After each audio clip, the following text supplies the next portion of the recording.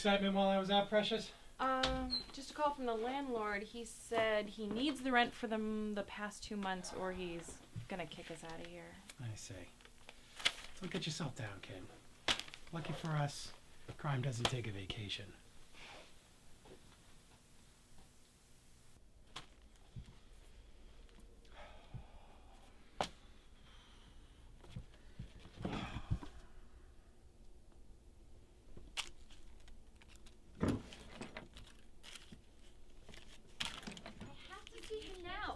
But I need to see him. But I have to. I have to talk to him. Sorry, Pat. She just kind of burst in. It's okay. I'll see Miss... Tori Abelman. I'm sorry to interrupt you like this. I was just... It's all right. It's all right. Have a seat. Can I get your drink? Bourbon. Neat. Precious? All right. Just let me organize my desk here. Now, what can I do for you, Miss Abelman? I was just on my way home, Mr. Magnum. Call me Pat, honey. I saw your sign on the window. I didn't know what else to do, so I just came up. What kind of trouble are you in? Oh, Pat, I don't think I can say it. I find in these situations the best thing to do is just spit it out. I'm ready for it. Spill it.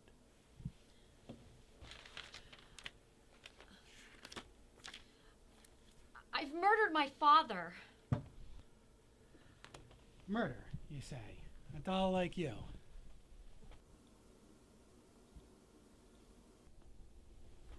Looks like I picked the wrong week to give up drinking. Miss Abelman's gonna need that drink now. You got it. Maybe I shouldn't be here. No, I want to hear this. Start from the beginning. Mr. Magnum, I couldn't have killed my father.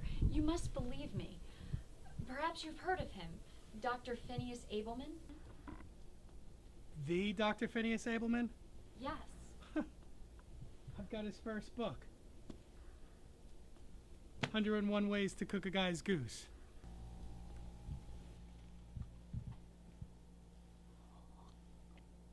Precious, I told you to get Miss Abelman a drink, and make mine a double.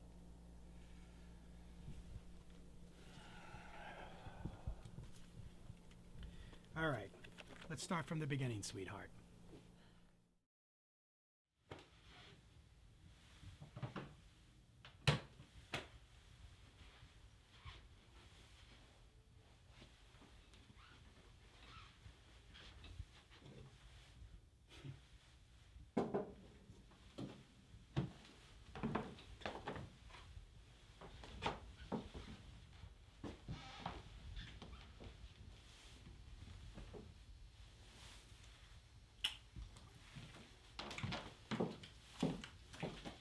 Here you go, Pat. Oh, thank you. So, let me see if I've got this straight. You came home on the night of the 14th. You found your father on the ground in a pool of blood.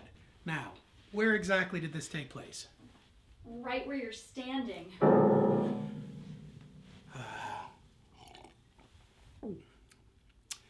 Let me check the door. No sign of forced entry. You expecting someone? No. Who are you? I was about to ask you the same question. NYPD. And you? Pat Magnum, private detective. I've been hired by Miss Abelman to find out who murdered her father. Well, you shouldn't have to look too far to find her. Ms. Abelman, this is my partner, Detective Minetti. Ma'am? What do you want? Well, we wanted to ask you a few more questions. I think Miss Abelman's taken enough of your grilling for one day. I had a feeling I wasn't going to like you.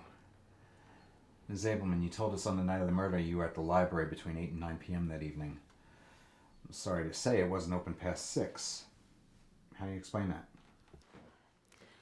I don't know. I might have been wrong about the place.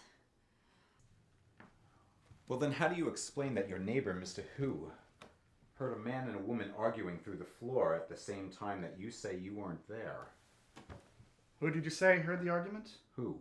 The neighbor who heard the arguing. Who? This is going to be The good. neighbor. You don't even know his last name? It's who? That's what I'm asking you. That's what I'm telling you. Who? Right, who? I don't know. He's on third. You better be telling us the truth, Miss Abelman. Because we're going to find out one way or the other. And if you're lying, well, we'll be back. Think about what I said.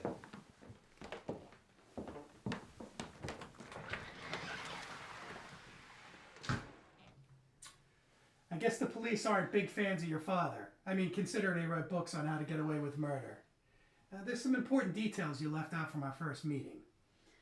I know it doesn't look good for me, but you have to believe me, Mr. Magnum. I didn't murder my father. The last time we spoke, he told me that he might be in danger. But he said he couldn't talk over the phone. He wanted to talk here, and this is where he was murdered. Here. Take this check for half of what I owe you to show you how sincere I am.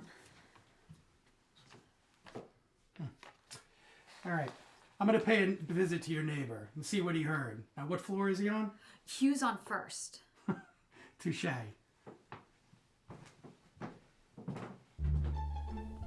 Tori's story was like a slice of Swiss cheese. If I was going to solve this case, I had to fill in some of the holes. And get a sandwich. I was making myself hungry.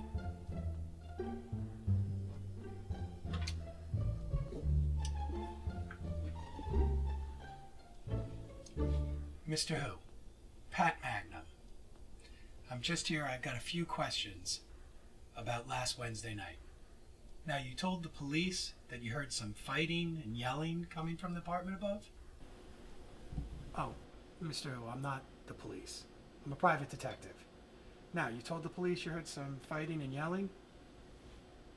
Yeah, so? Oh, you speak good English. Do you typically hear noises from Miss Abelman's apartment? She was pretty quiet, I guess. Did you hear anything that was said the night of the murder? I was trying to watch TV, so I had the volume turned up, so I wouldn't have heard what they were talking about. Was there a good Charlie Chan picture on? I was watching Chuck. Oh, well, I guess, it's tough to kind of overhear all the kung fuing in those movies to hear stuff going on. No, it's not. Okay. Never mind, okay. I think the guy said something like, "How is this possible? I thought you were led." I thought you were led?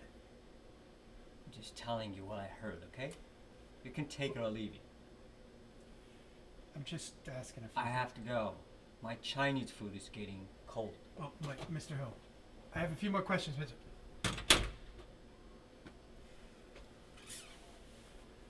Jim Hu gave me some food for thought. Everything seemed to fit, except for the Chinese food. I didn't think Orientals called it that. And boy, was I getting hungry.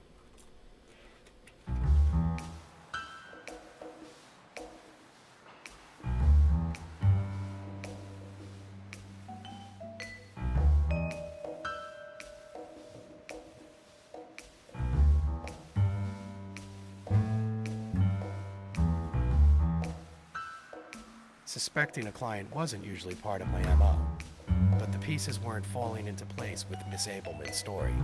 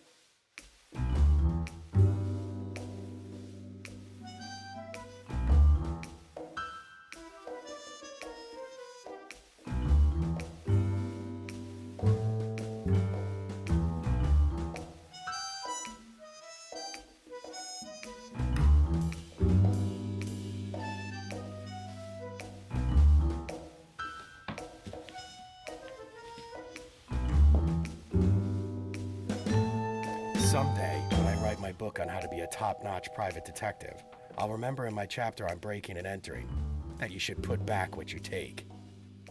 And lock the door, so you have time to find a decent hiding spot.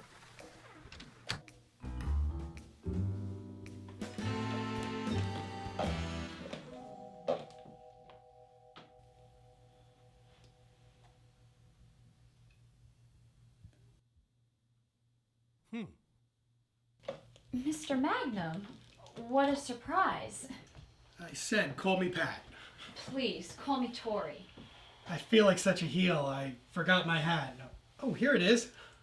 Pat, are you sure you weren't checking up on me? No, it was the hat. I'm gonna make some tea. Please, make yourself comfortable. Thank you.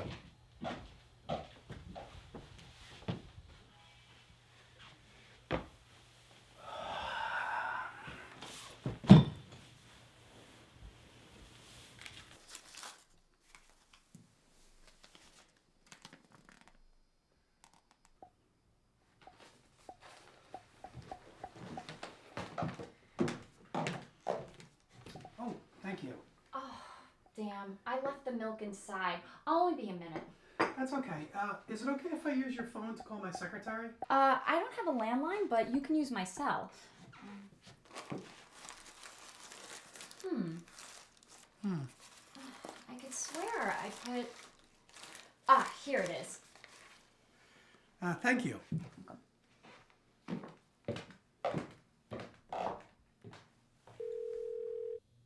Babe, how's it all coming together? Hey, you there? And that's it, Precious, and make it snappy. Thank you. You're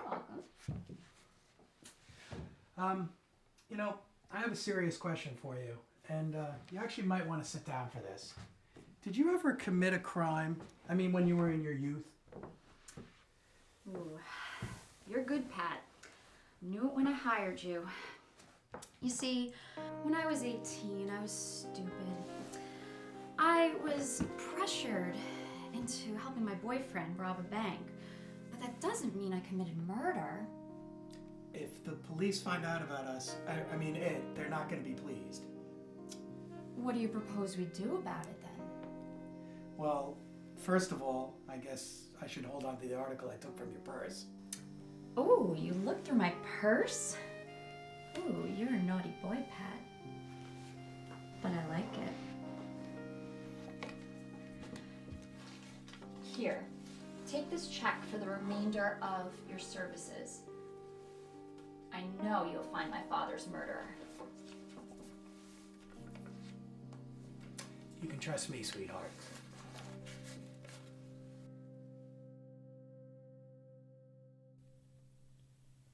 Pat, we got company. No need to get up, Mr. Magnum. We've got a warrant to tear the place apart. What are you looking for? You're not telling us everything you know. We got a tip that you're covering up for Ms. Abelman. So what's she promising you? Part of her daddy's fortune? To help you with your rent that you're 3 months late on. This is ridiculous. And it's 2 months late. Sit back and relax. This won't take long.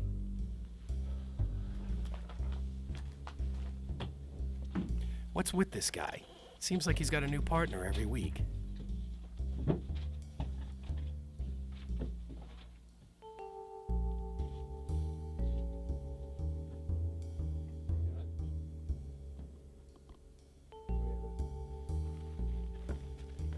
Don't leave town, Magnum. If that's your real name. They didn't find the article? Where did you hide it, Precious? Where they'd need more than a search warrant. Ooh. Something's been bothering me about this paperwork. Yeah, she's got great handwriting.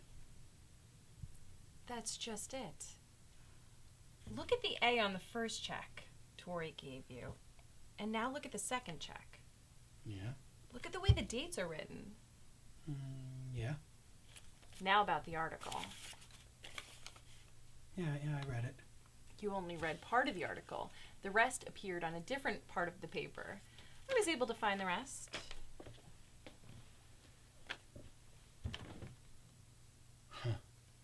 Looks like we've been taken for a ride, Precious. Where did you dig this stuff up anyway? Online. You had to wait on a line for all this stuff? Pat, when are you going to start using modern technology? Marlowe and Spade didn't need any of these fancy gadgets. They just used their intuition and some good old-fashioned detectiveness. You know what? You know what I mean.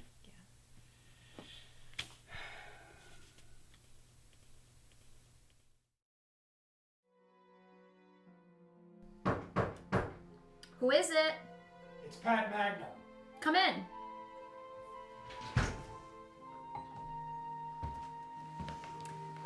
Well, Mr. Magnum, when you said that you'd be right over, you meant it.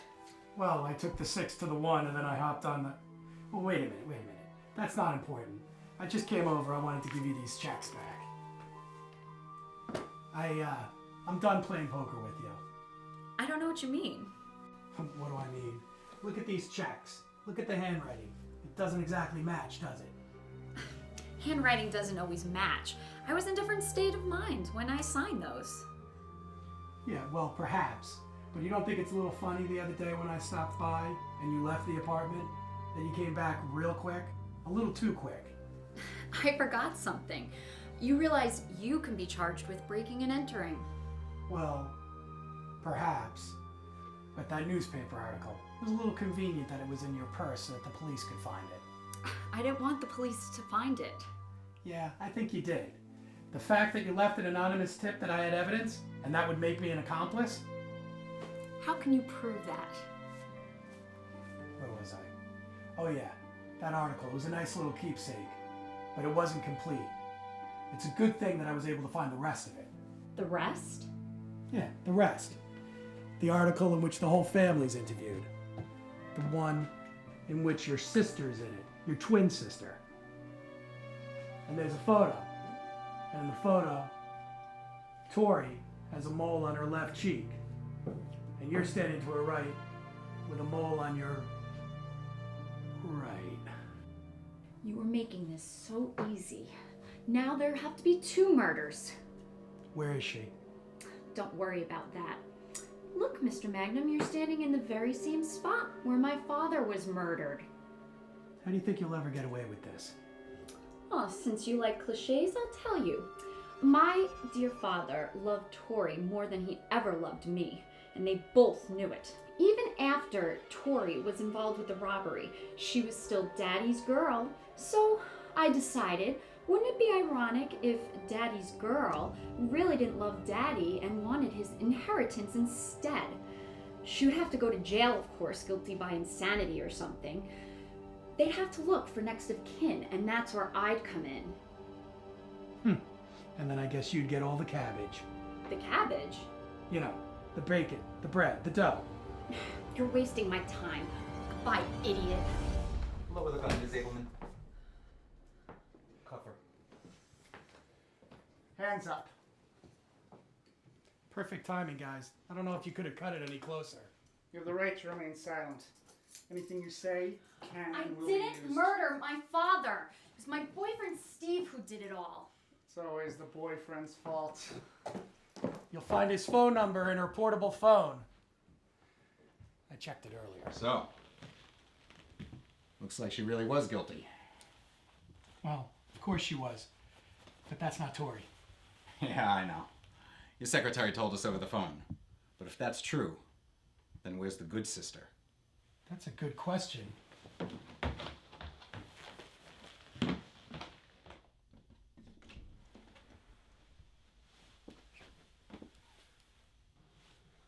Tori, you all right?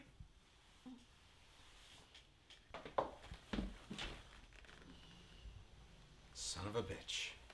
What happened? Looks like your sister set you up to take the fall for her. And I guess this is what she used to knock you out with.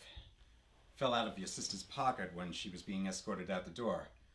You wouldn't have any memory of anything, but you wouldn't have an alibi either. My sister? But she died in a camping trip in college. Well, your sister's got some explaining to do. Mr. Magnum, how can I thank you? I owe you my life. Would you mind not smoking in the apartment? Yeah, sure. All right. You're right this time, PI. Just, don't let me see you involved in any of my cases in the future. Got it? Yeah, I got it. Got the case solved, that is. Let you and me go out for a celebration.